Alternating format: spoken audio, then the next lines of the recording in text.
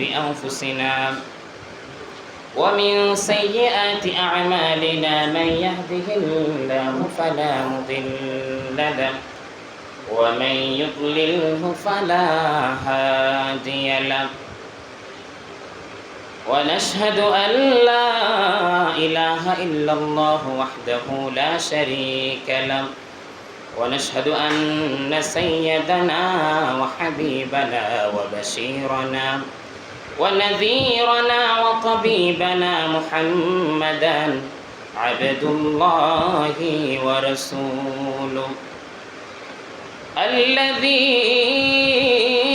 حق بشيرا ونذيرا وداعيا إلى الله بإذنه وسراجا منيرا أما بعد فقد قال الله تعالى في كلامه المجيد وفي فرقانه الحميد أعوذ بالله من الشيطان الرجيم ببركة بسم الله الرحمن الرحيم إن الله وملائكته يصلون على النبي يا أيها الذين آمنوا صلوا عليه وسلموا تسليما صلى الله على سيدنا محمد وعليه وأصحابه وسلم صلى الله على سيدنا محمد وعليه وأصحابه وسلم بلغ العلا كشف الدجى بجماله حسنت جميع خصاله जब तक मोहम्मद मुस्तफ़ा इस धरती पर आ गया इस्लाम जिंदा हो गया कलीमा पढ़ा ईमान आना बहुत काफिर मुसलमान हो गया बलगल उला कशफ الدجى بجماله حسنت جميع خصاله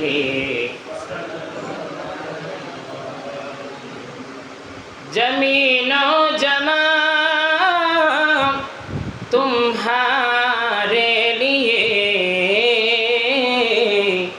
ये मकीनो मकासब तुम्हारे लिए चुनी नो चुना नबी सब तुम्हारे लिए बने दो जगह तुम्हारे लिए बलगल उला कशफ الدجى بجماله حسنت جميع خصاله صلوا عليه اللهم صل على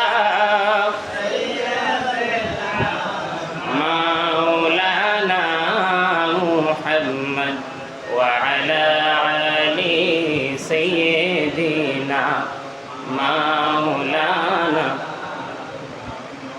কোন দিন জানি ডাক আসিবে এই দুনিয়া ছাড়িতে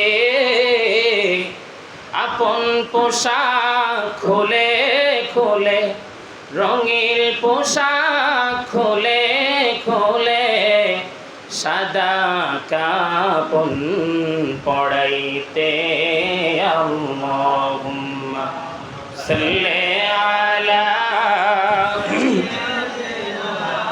মাওলানা মুহাম্মদ ওয়া আলা আলি সাইয়্যিদিনা মাওলানা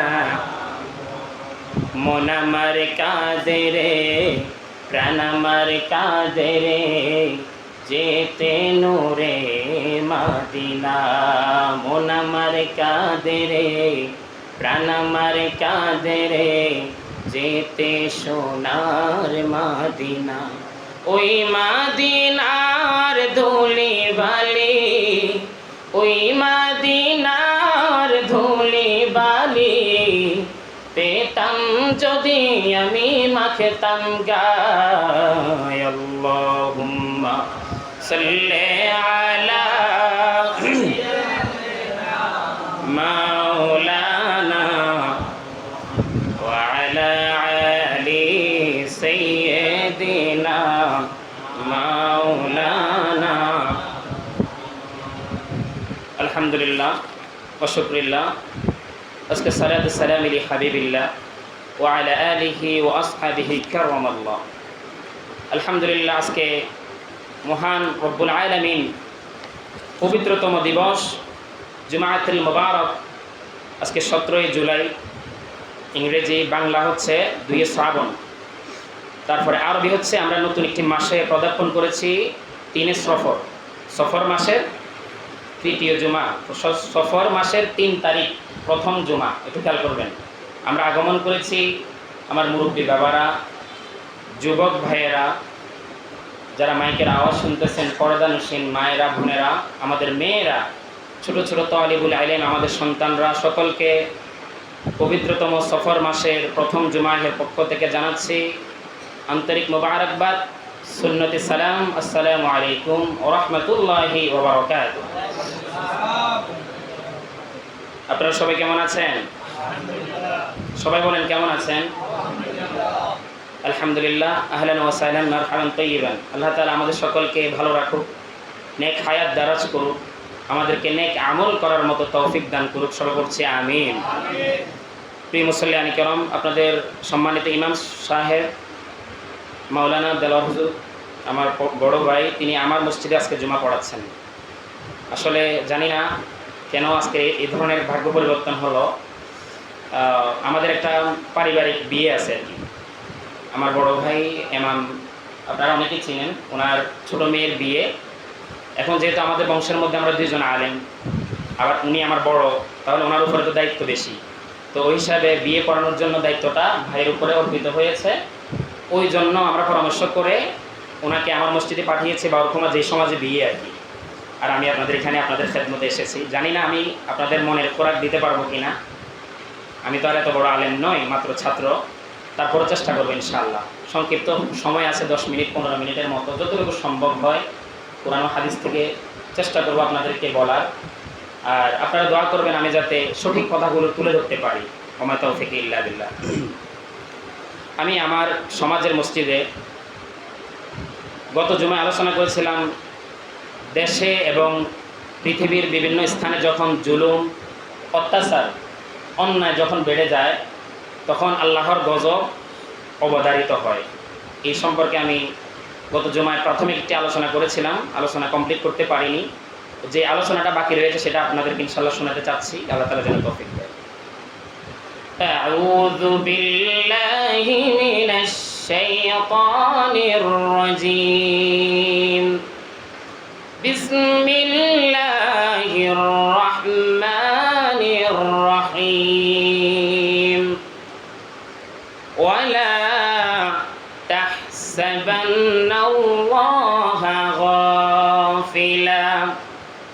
গাফিলান আম্মা ইয়া'মালুয যালিমুন।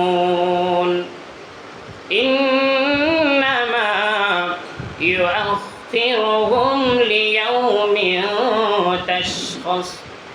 تشخص فيه الأبصار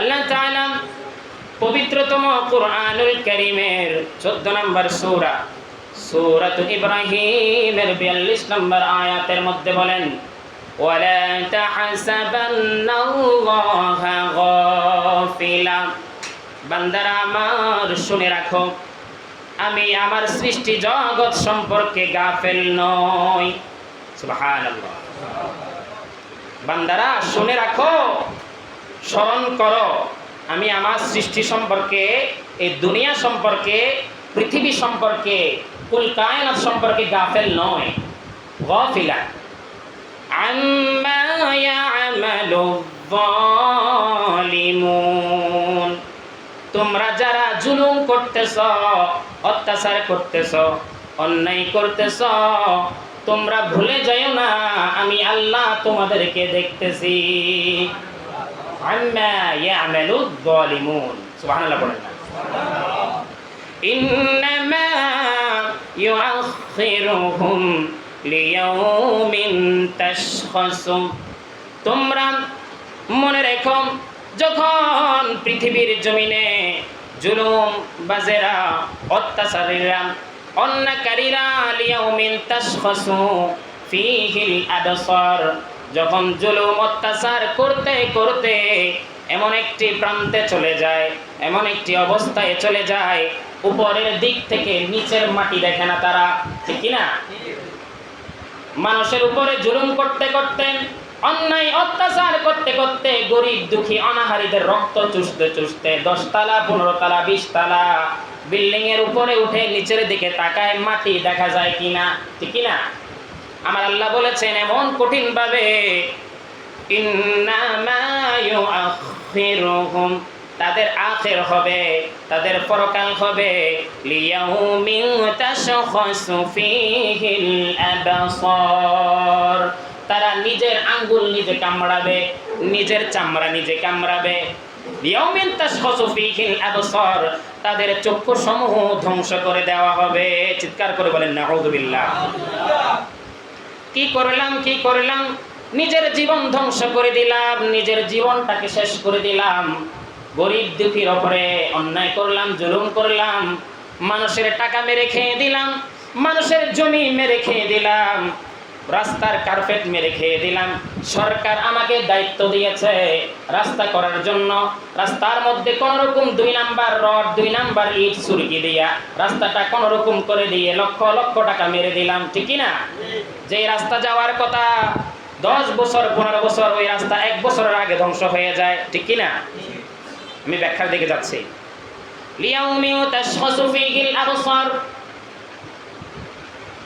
আল্লাহর হুকুম অমান্য করে আজান হয় মসজিদে ঘরের মধ্যে কম্বল মুড়ি দিয়ে নাক ডেকে ডেকে ঘুমায় আল্লাহর হুকুমের উপরে সেই কি করলো জুলুম করলো মসজিদের মুয়াজ্জিন এত সুন্দর করে আজান দিল ওই মুয়াজ্জিনের আজানের উপরে সে জুলুম করলো আজানটাকে সে শুনলো না আসেনি কম্বল মুড়ি দিয়ে লেপ মুড়ি দিয়ে আরো জোরে নাক ডাকি নাকি ঘুমায় কিন্তু সেই আজান শুনে সেই নাকি মুসলমান তার অন্তরের মধ্যে আজানের মতো সুমধুর একটা সুর স্পর্শ করতে পারলো না লিয়াউমিন তাশখাসু ফীহিল আবসার তার মানে বোঝা গেল তার চক্ষুসমূহ কি হলো বিবুর হয়ে গেল মোহর পড়ে গেল চোখের মধ্যে কানের মধ্যে সে মোহর পড়ে গেল তারপরে আসলাম রাসূলুল্লাহ সাল্লাল্লাহু আলাইহি ওয়াসাল্লামের সুন্নাহ সেই জেনে বুঝে ধ্বংস করে দিচ্ছে মানুষকে সালাম দেওয়া সুন্নাহ মানুষের বোঝা নিজের কাঁধে নেওয়া সুন্নাহ মানুষকে বিপদে পড়লে উদ্ধার করা সুন্নাহ তারপরে কোনো অবিবাহিত ছেলে পুরুষ বিয়ে টাকার কারণে বিয়ে হচ্ছে না ওই ধরনের মানুষকে বিত্তশালী সম্পদশালীরা সহযোগিতা করে বিয়ে দেওয়া বিয়ে করানো এটাও তো সুন্নাহ এটা জেনে বুঝে নিজের চক্ষু বন্ধ রাখে কানে তালা দিয়ে রাখে এই ধরনের মানুষগুলো রাসূলের সুন্নতের উপরে জুলুম করতেছে এজন্য আমার আল্লাহ বললেন ওয়ালা তাশখাসু ফীহিল আবসার নিজের চামড়া নিজে কামড়াবে নিজের আঙ্গুল নিজে কামড়াবে নিজের চক্ষুগুলো ধ্বংস হয়ে যাবে নিজের কানগুলো ধ্বংস হয়ে যাবে শুনে শুনবে না দেখেও দেখবে না বুঝেও বুঝবে না তার কাছে যখন আপনি নামাজের দাওয়াত দিতে যাবেন, দান সাদাকার জন্য যাবেন, সে আপনাকে দূর দূর করে তাড়িয়ে দেবে। চিৎকার করে বলি নাউযু বিল্লাহ। লিয়াউমিন তাশখাসু ফীহিল আবসার। কি হবে? জুলুমবাজ, অন্যায়কারী, মিথ্যাচার যারা মানুষের উপরে বিভিন্ন প্রকারে অত্যাচার করে, জুলুম করে, অন্যায় করে, তাদের চক্ষুগুলো কি হবে? এমনভাবে মোহর পড়ে যাবে, চোখের উপরে পর্দা পড়ে যাবে, তারা দেখবে কিন্তু ভালো দেখবে না। বলেন না নাউযু বিল্লাহ। তারা শুনবে লিয়াউমিন তাশখাসু ফীহিল আবসার, কিন্তু ভালোটা শুনবে না। তারা বুঝবে ভালো যেটা সেটা বুঝবে না। এরপরে আসেন বুখারী শরীফের মধ্যে হাদিসুল কুদসি। আল্লাহ তাআলা রাসূল হযরতে আহমদ মুজতাবা রাসূল আকরাম ফরমান, তিনি বললেন, আল হাদিসুল কুদসি ক্বালা রাসূলুল্লাহ সাল্লাল্লাহু আলাইহি ওয়াসাল্লাম, ইয়াতাআওয়ালু ইয়া ইবাদি ইন্নী হারামতুজ যালিমু। তারপরে বললেন, আলা নাফসিহি ওয়া হারামতা যালিকা আলাইকুম ফালা তাযলিমু। আল্লাহ তাআলা হাদিসুল কুদসির মধ্যে আমার রাসূল আকরাম সাল্লাল্লাহু আলাইহি সাল্লামের মাধ্যমে শোনাচ্ছেন, পৃথিবীর জমিনকে, মানুষকে শোনাচ্ছেন। তিনি বললেন ইয়াতাআওয়ানু, তিনি বললেন, হে আমার বান্দারা, তোমরা যারা ঈমান এনেছো, ইয়াতাওয়ানু বিল আমালি, আমলের মধ্যে রয়েছ। তিনি বললেন, নিজের উপরে নিজে জুলুম করিও না, আমি আল্লাহ আমার উপরে জুলুম করা হারাম করে দিয়েছি। সুবহানাল্লাহ।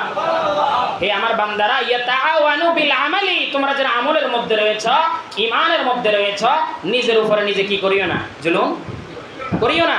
আমরা সব সময় একটা দোয়া পড়ি, রব্বানা যালামনা আনফুসানা ওয়া ইল্লাম তাগফির লানা ওয়া তারহামনা লানাকুনান্না মিনাল খাসিরিন। দোয়া পড়ি না? এটা পড়ি না? সব সময় আমরা মুনাজাতের মধ্যে দোয়াটা পড়ি, অথচ এই দোয়াটা আমাদের পিতা আদম সফিউল্লাহর জন্য অবধারিত হয়েছে। এই দোয়ার মাধ্যমে তিনি আল্লাহর দরবারে ক্ষমা পেয়েছে। সুবহানাল্লাহ।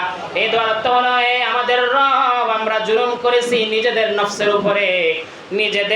উপরে আমরা অত্যাচার করেছি, অন্যায় করেছি, জুলুম করেছি। আল্লাহ, তুমি যদি ক্ষমা না করো, আমাদের গুনাহগুলা যদি তুমি সওয়াবে পরিণত না করো, আমরা তো ধ্বংস হয়ে যাব, আমরা তো ক্ষতিগ্রস্ত হয়ে যাব।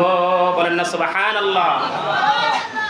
আমাদের আদম সফিউল্লাহ, আমাদের পিতা, এই দোয়ার মাধ্যমে নিজের গুনাহ নিজে ক্ষমা চেয়েছেন, আমাদেরকেও শিখিয়ে দিয়েছেন এই দোয়ার মাধ্যমে যেন আমরা ক্ষমা চাই। আল্লাহু আকবার। তারপরে বলল হাদিসুল কুদসির মধ্যে আল্লাহ রাসূল সাল্লাল্লাহু আলাইহি ওয়াসাল্লাম ফরমায়, ওহে আমার উম্মতরা শোনো, আল্লাহ বলেছে আল্লাহর উপরে জুলুম করা হারাম। আল্লাহ নিজের উপরে নিজে জুলুম করে না, কোনো বান্দার উপরে জুলুম করে না, কোনো সৃষ্টি জগতের উপরে জুলুম করে না। সুতরাং আমার উম্মতেরা, তোমরা নিজেরা নিজের উপরে কখনো জুলুম করিও না। বলেন না সুবহানাল্লাহ। যখন আল্লাহর হুকুম আসবে তোমাদের উপরে, আল্লাহর যেই কোনো হুকুমের তোমরা তাবেদার করবা, যেই কোনো হুকুমের তোমরা প্রতিষ্ঠা করবা, যেই কোনো হুকুমের সঠিকভাবে তোমরা দায়িত্ব পালন করবা, আমি রাসূলের সুন্নাত যখন তোমাদের উপরে অবধারিত হয়ে যাবে, প্রতিটি সুন্নাত তোমরা সঠিকভাবে পালন করবা। তাহলে আল্লাহর হুকুমের তাবেদারি করতে হবে, গোলামি করতে হবে। আল্লাহর হুকুম যদি আমরা জেনে বুঝে নষ্ট করি, ধ্বংস করি, আল্লাহর হুকুম যদি আমরা লঙ্ঘন করি, তাহলে আল্লাহর হুকুমের উপরে কি হবে? জুলুম করা হবে বান্দা হিসাবে। এরপর রাসূলের সুন্নাহ যদি আমরা জেনে বুঝে লঙ্ঘন করে ফেলি, তাহলে রাসূলের সুন্নাতের উপরে কি হবে? জুলুম হবে। ভাইয়েরা আমার, এরপরে আসেন, আমরা জেনে বুঝে আমাদের মা বাবার হকের উপরে জুলুম করি, মা বাবার সেবা করি না, মা বাবার উপরে আমরা বিভিন্নভাবে বিভিন্ন প্রকারে আমরা অত্যাচার করি। এটা একটা মা বাবার দায়িত্বের উপরে জুলুম হচ্ছে আমাদের।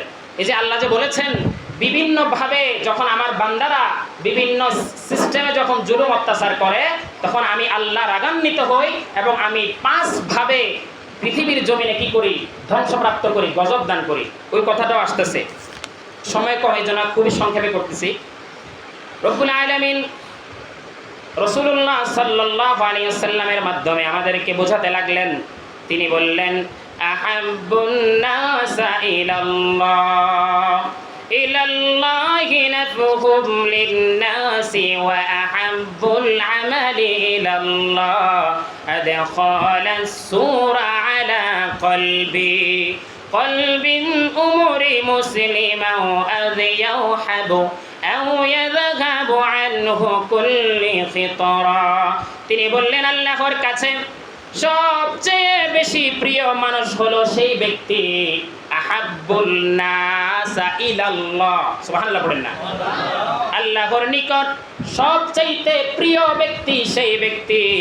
তারপরে বললেন নাফহুম ইলান নাসি ওয়া হাব্বুল আমালি, ওই ব্যক্তি যে মানুষের উপকার করার জন্য সব সময় লেগে থাকে। সুবহানাল্লাহ। যে ব্যক্তি উপকার করার জন্য, আমরা তো একটা স্লোগান দিই ফর উপকারী ফতের ভিখারি, চিৎকার করে বলেন নাউযুবিল্লাহ। কখনো কোনো আলেম, কোনো শিক্ষিত মানুষ এই কথা বলতে পারে না ফর উপকারী ফতের ভিখারি নয়, সৃষ্টির সেবাই স্রষ্টার সেবা। সুবহানাল্লাহ পড়েন না। এই যে আল্লাহ রাসূলের হাদিস। তার মানে আল্লাহর কাছে ওই ব্যক্তি সবচেয়ে বেশি প্রিয় যে ব্যক্তি মানুষের উপকার করার জন্য, মানুষকে বিপদ থেকে উদ্ধার করার জন্য সব সময় কি করে, উঠে পড়ে থাকে।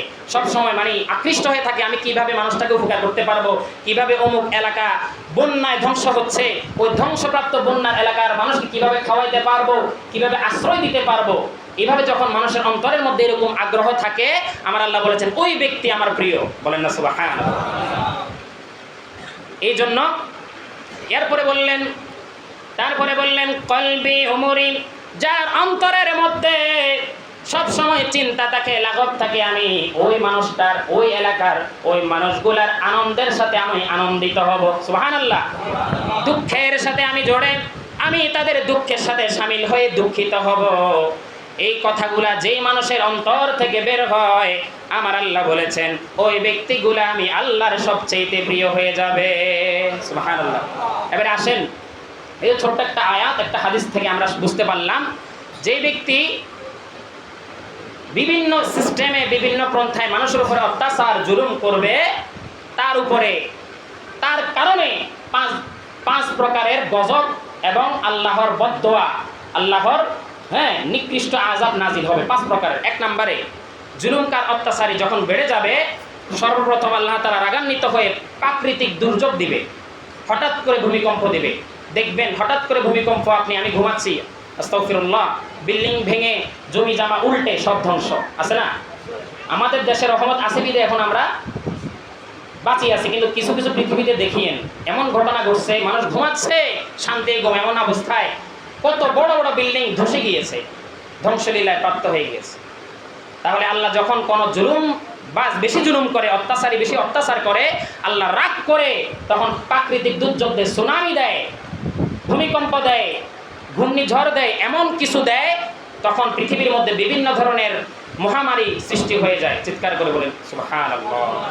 তারপরে দ্বিতীয় নম্বরে আমার আল্লাহ তাআলা অতিবৃষ্টি এবং অনাবৃষ্টি দেয়। অতিবৃষ্টি মানে বুঝছেন, মানে এত বেশি বৃষ্টি, বৃষ্টি হতে হতে হতে হতে বৃষ্টি বন্ধই হচ্ছে না। এটা কি আসলে রহমত? অতিবৃষ্টি কি রহমত? বৃষ্টি হতে হতে হতে বন্ধই হচ্ছে না অতিবৃষ্টি, এই বৃষ্টির কারণে বন্যা আসে, ঠিক কিনা? এই যে 24-এর দেখেন আমাদের ফেনী জেলার কি অবস্থা হলো। এরপরে আসেন অনাবৃষ্টি, বৃষ্টি নাই, বৃষ্টি নাই, মানুষের চাষের ক্ষেত, ধান, ভুট্টা, বিভিন্ন ধরনের ফসল ক্ষেত কি হয়, মরে যায় না, পচে যায় না, বৃষ্টির কারণ না হওয়ার কারণে জ্বলে যায় রোদের আগুনে। তাহলে অতিবৃষ্টিও গজব, আবার বৃষ্টি না হওয়া, অনাবৃষ্টিও কি গজব। এটা কিন্তু আমাদের এই 2 হাতের কামাই। আমরা যখন মানুষের উপরে অত্যাচার জুলুম করি, মানুষের হক নষ্ট করি, সৃষ্টি জগতের হক নষ্ট করি, মা বাবার হক নষ্ট করি, মসজিদ মাদ্রাসার হক নষ্ট করি, গরিব দুঃখীর হক যখন নষ্ট করি, যখন নিজে নিজে দখল করি, ছিনাই নি, তখনই আমাদের উপরে এই গজবগুলো অবধারিত হয়। ভাই, আমার অনেকগুলা কথা এখনো রয়ে গেছে, অনেকগুলো আয়াত হাদিস রয়ে গিয়েছে, সময়ের কারণে আমি বলতে পারতেছি না, দুঃখিত। যদি কখনো সুযোগ হয় ইনশাল্লাহ বলবো।